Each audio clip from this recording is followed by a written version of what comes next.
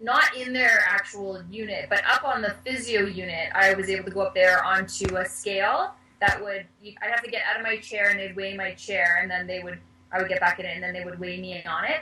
It was kind of a pain. It would have been nice if they had it down in the center, because it was like a lockdown ward that it was in, and I had to go and find a dietitian, and then she had to let me in, and it wasn't that easy of a process, but it worked. At least I was able to keep track of how much weight I was gaining.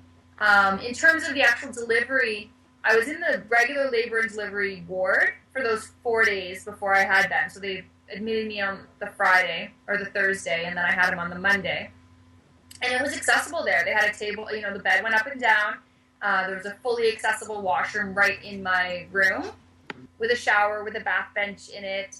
And then once I delivered him, on the other hand, I was put into the regular maternity ward.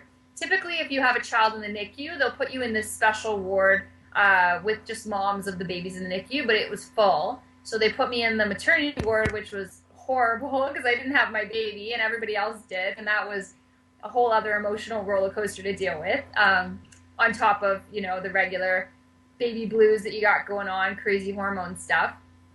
And the place was not accessible at all. I had to share a washroom, which was tiny and not accessible, and they were so busy and overstaffed. That was a bit of a challenge.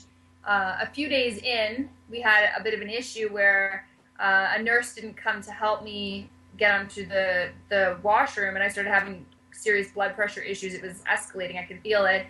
And my husband spoke to them, and they moved me into a private room with an accessible washroom shortly thereafter.